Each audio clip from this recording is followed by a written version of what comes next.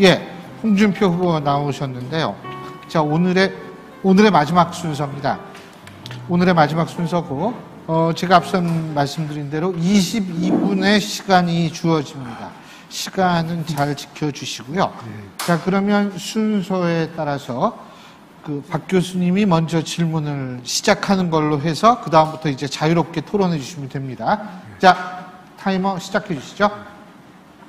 홍카콜라에서 닉네임을 바꾸셨더라고요. JP로. 그리고 빨간 넥타이도 버리시고 무슨 일 있으셨어요? JP는 바꾼 게 아니고 네. 제 이름의 이니셜이 JP입니다. 네, 근데 혹시 충청도를 의식하고 JP라고 하신 건 아니에요? 그렇지 않습니다. 그렇진 않으시고요. 그런데 김종필 총재께서는 크신 분이기 때문에 대문자로 사용하고 저는 같은 JP지만은 소문자로 하시고 소문자로 사용. 우리 후보께서는 말씀이 더 느려지신 것 같아요. 예전보다.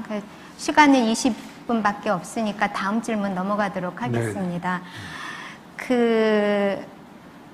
검사도 지내셨고 법률을 다루셨으니까 이 민주주의라는 게 다수결 아닙니까? 네. 네. 그런데 다수결로 할 수 없는 것이 있습니다. 네. 그러니까 헌법의 내재적 한계지요. 우리 헌법 조항에서 아무리 다수결이어도 또는 헌법에서 규정한 대로 가중된 다수결을 요한다 하더라도 절대로 고칠 수 없는 대한민국의 핵심 가치 3개만 뽑아주신다면 어떤 것들이 있을까요? 자유민주주의. 네, 하나. 그 다음에 의회주의. 의회주의. 네, 둘. 그리고 사법권의 독립. 사법권의 독립. 사법권의 독립. 그러면 법치주의가 빠지네요. 법치주의는 빠지는 게 아니고 그 당연한 거죠. 당연한 거다. 그래서 그렇습니다. 당연한 거여서 뺐다. 뺀 게 아니라 세계 중에서는 우선 그게 제일 중요하고 그 다음에 이제 법치주의를 들 수가 있겠죠. 네, 그러면 수정하시는 거군요. 그 좋습니다. 헌법에서 그 3개만 이야기하라 그러니까 좀 황당한데 그 제대로 하려면 20개도 더 이야기를 해야 되는데 20개까지는 아니죠. 근데 우리 지금 진 교수님이 질문하려고 기다리시는데 진 교수님하고 좀 예전에 안 좋으셨었죠? 좀 푸셨습니까 그동안에? 그런 거 없습니다. 그 후로 뭐 대담도 하고 없어요? 그랬습니다. 그럼 저한테 진 교수 나 좀 씹어줘 이러셨잖아요. 제가 먼저 좀 질문 먼저 할게요. 예. 홍 후보님 최근에 이제 상승세가 굉장히 눈에 띄는데 그 남성들 지지율을 보면은 남성들의 지지가 굉장히 높아요. 아시죠 그거? 네. 상대적으로 그렇다 얘기는 거꾸로 보면 여성들이 지지를 안 한다는 얘기입니다.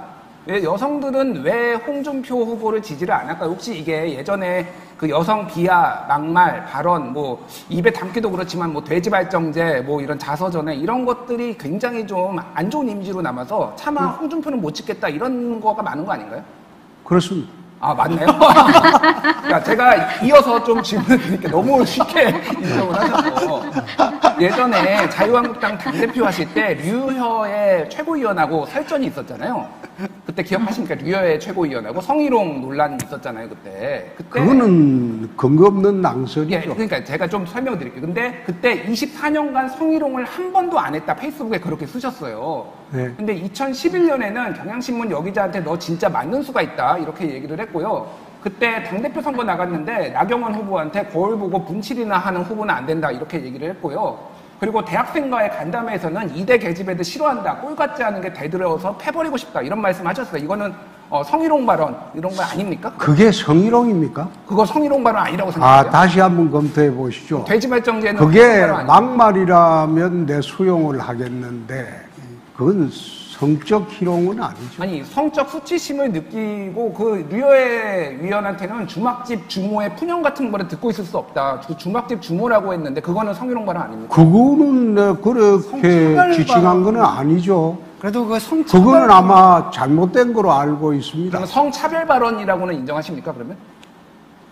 유행과 그 사람을 지칭한 발언이 아니었습니다. 아니 그때 주막집 주모의 풍념을 들을 수 없다라고 류해 최고위원 얘기를 하셨잖아요. 아니 그건 아니죠. 그거 무혐의 처분됐습니다. 아니 아니 더 별도의 성희롱 지금- 발언이 있었고 나중에 그 아니 얘기를 들을 수 지금 없다. 말씀하시는 게 어떤 의도로 말씀하시는지 내가 알겠는데 그 사건은 무혐의 처분이 됐습니다. 자, 성희롱 한 일이 없다. 예. 그 발언 한 일이 없다고. 요번에 그 노무현 그거는 무혐의 처분이 됐는데 그걸 자꾸 시비를 거니까 내가 어처구니 없죠.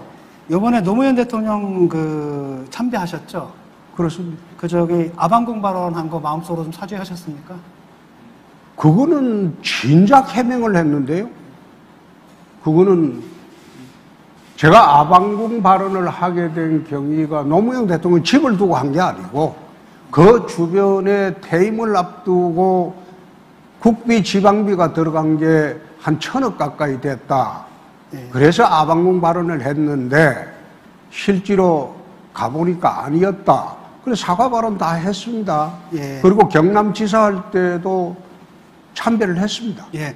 진주의료원 폐쇄권에 대해서 좀 말씀드리겠는데, 그 폐쇄하셨잖아요? 그랬는데, 진주의료원이요. 네.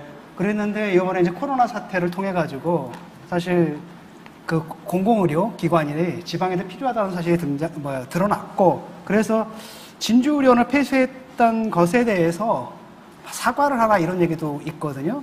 그것도 어처구니 없는 이야기가 진주의료원을 폐쇄를 한 것은 의료원을 폐쇄를 한 것이 아니라 의료원으로서 기능을 상실했기 때문에 더 이상 둘 수가 없다.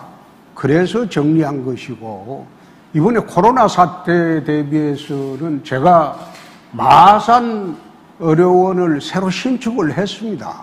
경상남도에 도립의료원을 대규모로 거기에 음압병동을 8개를 새로 설치했어요. 그래서 이번 코로나 사태에 대구의 중환자도 마산 의료원에 그 이송해서 치료를 다 했습니다.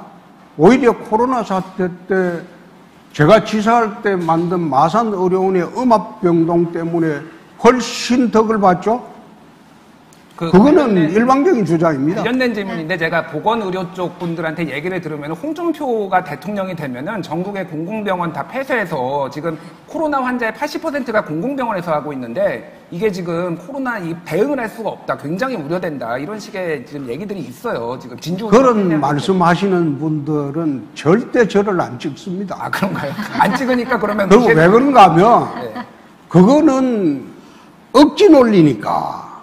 그런 억지를 부리는 사람들은 선거 가면 죽었다 깨도 저를 그러니까 안 찍습니다. 경제성이 그래서 난 그런 하잖아요. 사람한테는 네. 대꾸를 하지 않습니다. 그러니까 말 같지 않기 때문에. 경제성이 중요한 게 아니라 언제든지 이렇게 활용하라고 팬데믹 상황에서 이렇게 한 건데 경제성이 없다고 지금 폐쇄를 잘못 말씀하시는 게 진주 의료원 폐쇄할 때는 경제성 문제로만 폐쇄한 게 아닙니다. 의료원으로서의 기능을 상실했기 때문에 계속 둘 수가 없다는 겁니다. 그래서 폐쇄한 겁니다. 2009년 신종플루가 왔을 때 진주의료원에서 11,200명을 진료했고 498명을 치료했거든요. 그 다음에 지금 병상 한 개당 인구수가 서울이 3,758, 전국 평균이 4,104명이거든요. 한 개당. 그런데 경남은 얼마인지 아십니까? 네? 경남의 병상 한 개당 담당해야 할 인구수.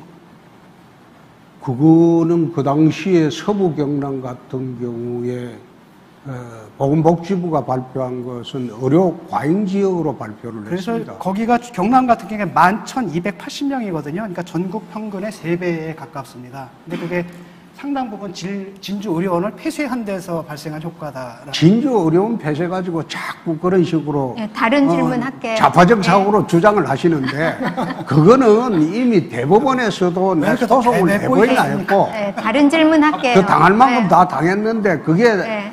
사실상 진주의료원 폐쇄를 잘못했다고 주장하는 사람은 내 앞으로- 대통령 선거 나오면 절대 그런 사람 나 안 찍습니다. 앞으로 신종 코로나가 그건 왜 골수니까. 오케이, 다음 질문 할게요. 골수 좌파고 외골수니까 그런 사람은 저한테 안 옵니다.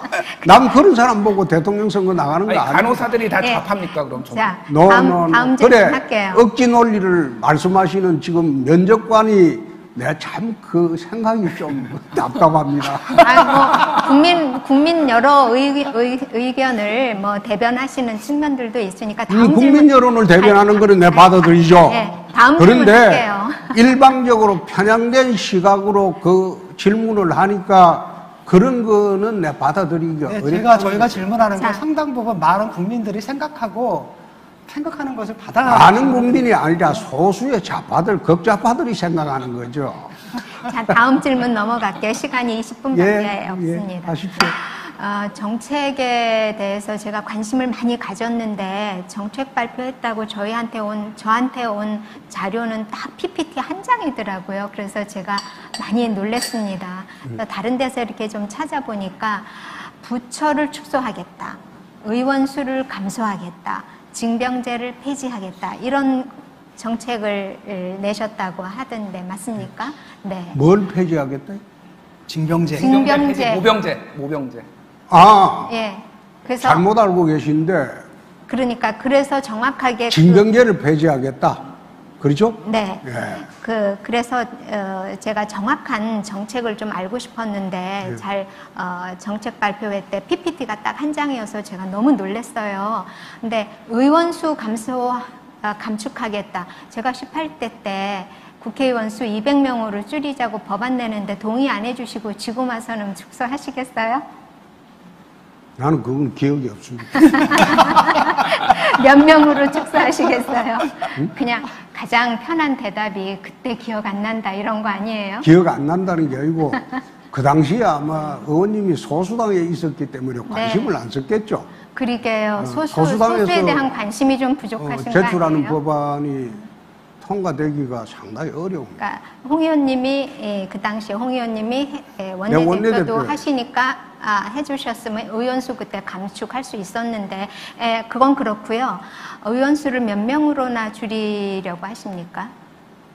네, 200명이라고 했습니다. 200명. 저하고 똑같으시네요. 제가 하원 냈던 법안이 200명이었죠. 150명, 네. 상원 50명. 네, 많은 국민들이 그거는 찬성을 할 것 같아요. 부처는 몇 네, 개로 축소를 제가 하시겠어요? 좀 관련해서 말씀을 드리면은 2015년에 국회의장 산하에 이제 국회 의원수 조정 관련해서 있었는데 OECD 34개국 중에서 한국이 국회의원 수가 31위로 적었어요. 그러니까 인구 10만 명당 1명이 되려면은 국회의원 수는 500명이 돼야 된다. 그래서 오히려 줄이면은 굉장히 한 사람 한 사람이 특권을 가지게 되고 그래서 의원들의 보수를 낮추고 권한을 낮추는 대신 의원 수를 늘려야 된다라는 게 대체적인 정치 전문가들의 얘기거든요. 오히려 지금 그러면 정치 포퓰리즘 아니십니까? 네, 답변을 할게요.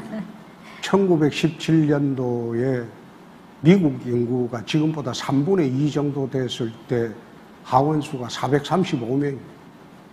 지금은 미국 인구가 그때보다 3분의 1이 더 늘었어요.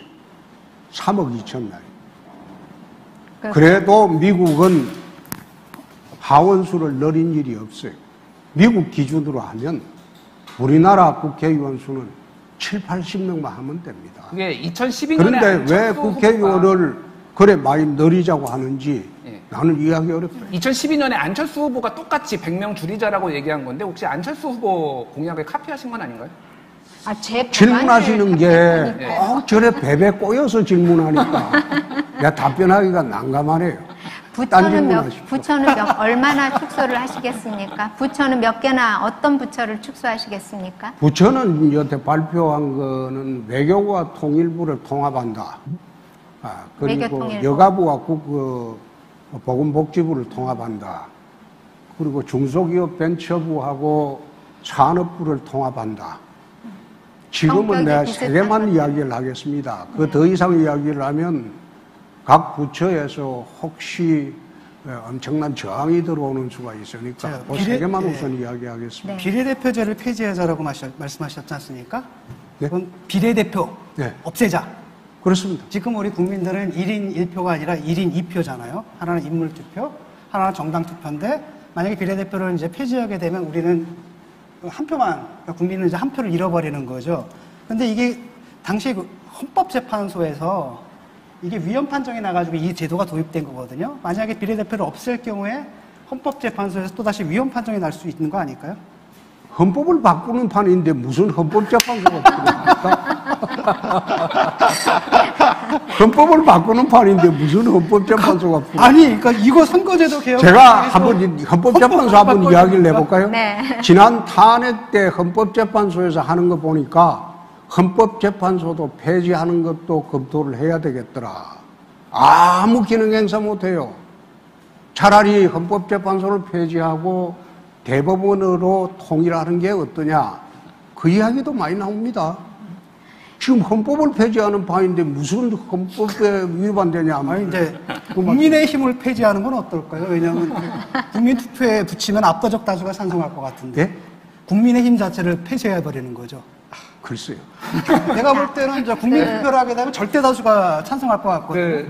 제가 말 바꾸기 관련해서 하나 좀 질문을 드릴게요. 최근에 그 DP, 넷플릭스 DP를 보고 모병제 도입하자 이렇게 말씀하셨죠? 최근에. 천만에. 모병제. 모병제 도입은 5년 전 대선 공약이었습니다. 근데 제가 말한 5년 전 대선 공약이었고. 잠깐만요. 지금도 그 이야기는 변함이 없습니다. 2017년 3월에 한경 비즈니스하고 인터뷰를 하셨는데요. 기자가 이렇게 질문했어요. 일부 주자들이 모병제와 군복무 단축을 공약했습니다라고 하니까 그 답변하시는데 택도 없는 이야기입니다. 젊은 사람들한테 표 얻으려는 얄팍한 술책에 불과합니다. 이게 한경 비즈니스 2017년 3월에 하신 거거든요. 그래서 모병제 그때 반대하셨어요. 그런 일이 있었어요? 아니, 언론 기사에 나온 거를 제가 찾아서 그거는 말씀드린 겁니다. 그거는 내가 모병제 이야기는 이미 5년 전 대선 때 한 이야기고 왜 모병제 이야기를 하는가 하면 선진국에서 모병제를 실시하는 나라가 많지 않습니다. 그리고 중국은 2016년도 이미 징병제를 폐지했고요. 대만도 2018년도 징병제를 폐지했습니다. 유럽은 거의 징병제가 폐지되고 노르웨이만 남녀 공용으로 지금 군대를 가고 있습니다. 세계적으로 지금 모병제로 가는 게 추세고, 두 번째, 현대전은 머릿수로 하는 전쟁이 아닙니다. 전자전이에요. 지난번에 이라크 전쟁 봤지 않습니까? 미사일 쏘고 다 초토화 시켜놓고 군대가 들어갈 때는 그건 안정화 작업이라고 합니다. 지금 현대전은 달라졌어요. 그래서 미사일병이나 전문 사병이 필요한 시대가 됐지. 징병제로 하여금 해가지고 관심 사병에만 신경을 써가지고 군대가 약화되고 이런 시대가 아닙니다. 네, 알겠습니다. 얼마 전에 계속 한마디 좀 질문을 할게요. 네, 이게 다음. 문제는 나는 뭐냐면 막 다음 질문이요. 사회자 제가 할게요. 예. 잠깐만요. 이거 끝날 때까지 계속 합시다. 자, 어쨌든 자, 지금 보게 되면은 진주 의료 문제도 그렇고 되게 굉장히 노조 혐오, 그 다음에 이제 그 의원 폐지 이런 것도 상당히 정치 혐오, 이래서 굉장히 감정에 이제 기반한 이런 정치를 좀 하시는 것 같은데, 그 중에 하나가 이제 대통령이 되게 되면은 뭐 민주노총을 혁신하겠다. 근데 그 방법이 긴급재정 명령권을 발동하겠다고 하셨거든요. 그렇습니다. 근데 긴급재정 명령권을 발동하는 요건이 있죠. 그렇습니다. 그 요건이 뭐죠? 한번 찾아보고 말씀해 주시죠. 예, 내후 외환이나 천재지변이고요. 그 다음에 국회 소집이 기다릴 여유가 없어야 한다. 네. 그런데 지금 그게 해당됩니까? YS가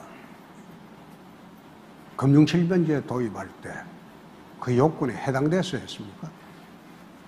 그건 아니죠. 그건 요건에 해당이 그거는 됩니다. 긴급 재정명령권으로 했습니다.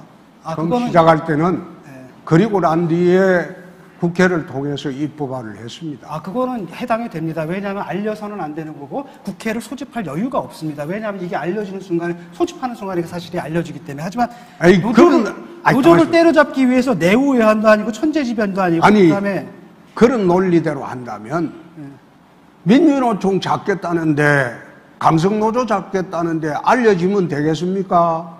기소를 내야 근데요. 노조에 언제든지 잡을 수 있는 거 아닙니까? 그리고 또 하나는 문제는 뭐냐면 세 번째 요건이 있어요. 국회에 사후 승인을 받아야 되거든요. 예? 국회에 사후 승인을 받아야 된다고요. 사후 승인을 받는 근데 시기가 아니 2년 그게 후에 정해지지는 이 요건은 알고 주장하신 겁니까? 그럼요. 모르셨던 것 같은데. 내가 사법시험을 합격한 사람입니다. 아유, 저도 저 고등학교 나온 사람인데 삼각함수 다 까먹었습니다. 근데 어떻게 그 당에서 면접관들 저 두 분은 아주 골수 좌파들인데 당에서 면접관은 저런 분들을 면접관으로 사람들은 또 했죠? 보수를 전향했다 그건 그러시는데. 내가 참 내가 자, 저한테는 상관이 없습니다만은 다른 후보들이 골탕 먹겠는데요. 자, 다른 후보도 잘 후보자께서 간단하게 해주십시오, 박 교수님. 네, 지금 가장 중요한 숙번의 능력이 있느냐 없느냐는 우리 뭐 아주 작은 문제라고 하면 작은 문제일 수도 있는 뭐 의료원 이런 것도 있겠지만 사실은 분단 국가로서 외교 안보가 굉장히 중요하지 않습니까? 그렇습니다. 북핵 문제 어떻게 푸실 겁니까? 북한 문제요. 해방 이후의 대북 정책을 쭉 보면 이승만 정권 시대에는 반공주의였어요. 박정희 시대에는 성공주의였어요. 노태우 정권 들어와서는 북방 정책이었어요. DJ 노무현 시대 와서 햇볕 정책을 썼습니다. 예, 간단히 줄여. 그리고 문재인 정권 들어와서는 지금 논의가 되는 게 자기들은 햇볕 정책 3기라고 하지만 제가 보건대로는 저건 종북 정책입니다. 맹목적으로 북을 따라가는 정책. 그래서 예, 후보 그래서 시간이 다 되시면 됐습니다. 제가 대통령이 되면 제일 첫 번째 할 일이 남북 풀간섭주의를 천명을 하겠습니다. 상호 간섭하지 마자. 예, 너희는 너끼리 살아라. 예, 우리는 우리끼리 산다. 남북 상호 불간섭주의를 천명하고 알겠습니다. 그 다음에 홍보 체제 경제주의를 시간이 다 돼서요. 시간이 다 돼가지고요. 간단하게 인터넷상에 올라온 국민 질문 아니 하나만 그거 하겠습니다. 천명을 22분이 하고 걸리는 거예요. 시간 좀 늦어도 돼요. 안 됩니다. 왜 해도 돼요. 나는 좀 저녁에 밤새도록 해도 돼요. 자, 간단하게 답변해 주세요. 반대편 의견을 안 듣는 것은 지금 정부와 다를 바 없는 거 아닌가요? 이런 질문이 있습니다. 예? 반대편 의견을 안 들을 것 같은 거는 지금 정부와 다를 바 없는 것 아닌가요? 이 질문이 반대편 인터넷에 언론 올라왔거든요. 듣죠? 예.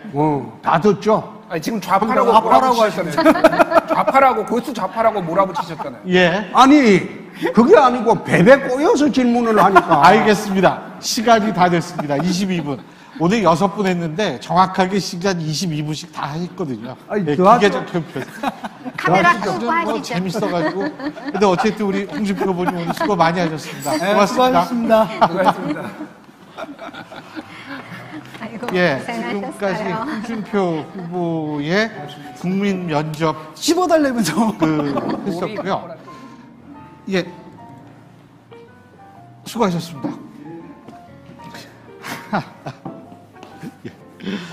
예.